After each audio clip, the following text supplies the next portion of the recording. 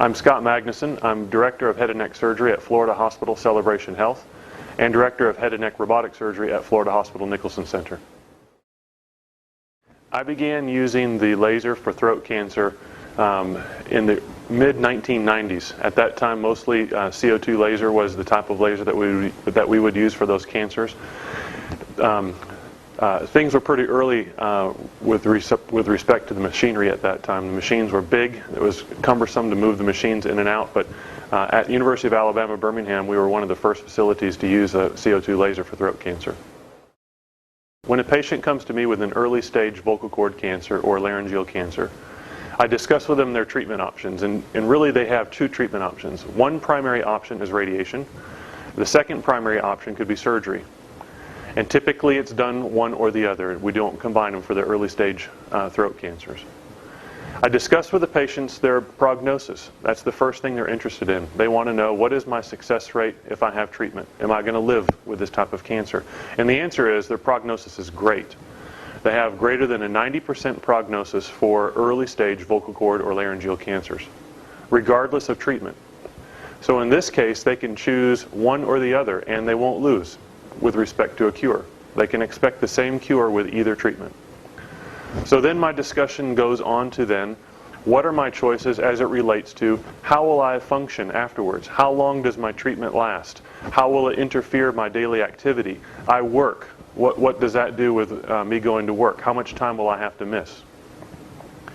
I review with them radiation treatment, and radiation treatment is an extended period of time that lasts approximately 6 weeks.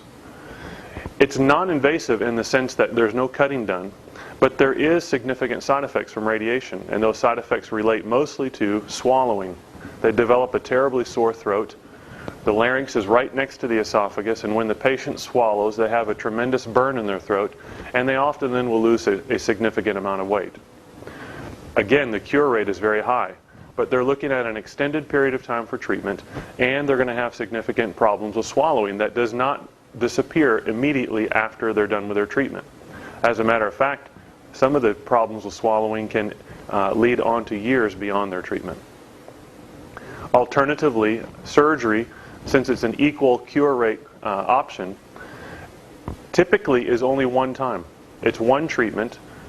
If necessary, you can repeat the operation without any difficulty, but typically it's a one-time operation where the patient comes into the hospital on the day of surgery, has their operation, may stay one night in the hospital and go home.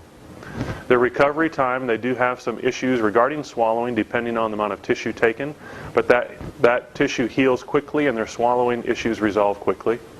Additionally, they have some issues with hoarseness.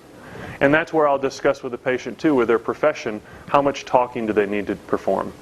Because if it's a small amount of tissue I have to remove, really their voice quality is not going to be any different. If it's a large amount of tissue I must remove, their voice quality could be impaired. And so we have to discuss those issues with the patient. So as we discuss them, then the patient ends up deciding. They ask me, well, what would you do? And I say, well, I'm not in your shoes. I've given you the information you need to decide between one or the other, and I'll answer any question you have with respect to the treatment choices, and I want to help you decide so that this is your decision. And then the patient decides. And many times a patient will come to the office with already a decision made. They've talked to people, they know somebody who has had surgery, they know someone who's had radiation, and they have a little bit of a prejudice to which treatment they want to choose. And I just kind of help them work through their ideas. They've done an internet search, they've done some research, and I help them work through those ideas. My preference is that the patient would have surgery. Of course, I'm a surgeon, and so that's my thought process. But I think that's based on some really good information. The treatment time is much shorter. Our cure rates are just the same. We can repeat the operation. Let me explain that. With radiation, you can only get your radiation to a body area one time. You reach that maximum amount. If you recur in that area, you can't have radiation again. Your only choice is surgery. So if a patient has an operation as their first choice, we can always do another operation. We can always do another operation. Or we could even do radiation since we haven't done that. So those are the items that I review with the patient when they come into the office. There are other illnesses that a patient may have in their larynx or airway where CO2 laser is ideal in treating that condition. One that I see frequently is tracheal stenosis or laryngeal stenosis. Someone who has had a previous tracheotomy, the tracheotomy has been removed and the wound has healed, and they subsequently develop scar tissue within the trachea, and it's difficult for them to breathe because the trachea is narrow. In that case, CO2 laser is the ideal treatment for that situation. You can use the laser to burn or eradicate the scar tissue in certain patterns.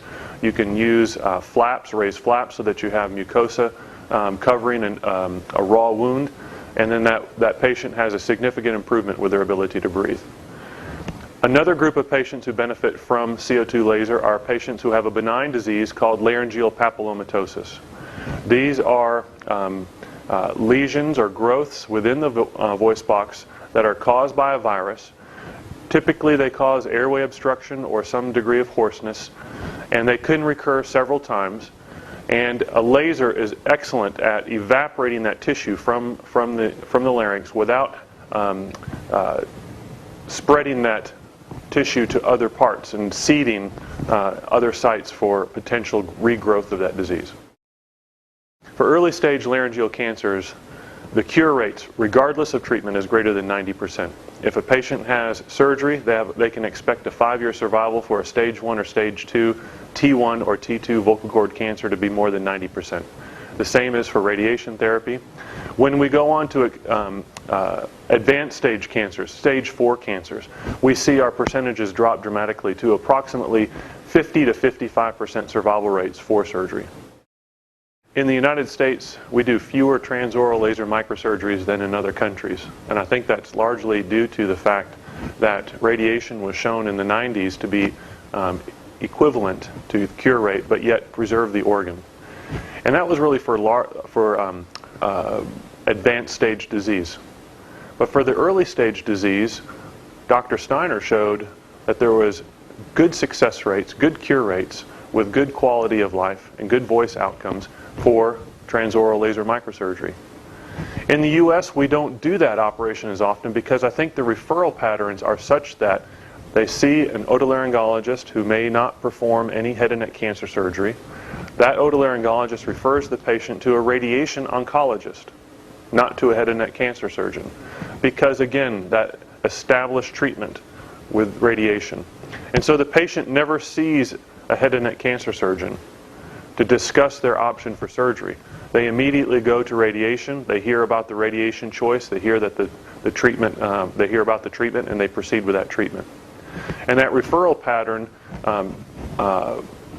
affects how many of these operations we do in the United States. What I tell my colleagues as I travel and I speak and I see them in the community is I discuss with them the success that we do have with transoral laser microsurgery. We have the same cure rate that we see in non-surgical treatment. But we may spare the patient chemotherapy. We certainly will spare the patient a prolonged treatment.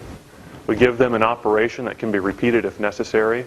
We don't burn a bridge, that is, a radiation treatment that might be fantastic for advanced disease, instead using it for early disease. And so I discuss with them, and it's really an educational opportunity where I can speak to my referring physicians and those physicians who are referring elsewhere about the possibilities for these patients. The advice I give patients regarding treatment options is always obtain a second opinion if you're unsure. Don't just speak to one specialty. That is, don't just speak to a surgeon and hear that point of view and say, well, then I've made my decision. If you want to have a really well-rounded decision, speak to the other specialties that treat this cancer and then make your best decision in the end. It's okay for these early stages to take a little bit of time to make your decision. It doesn't have to be done right now. This is not an emergency for an early stage cancer.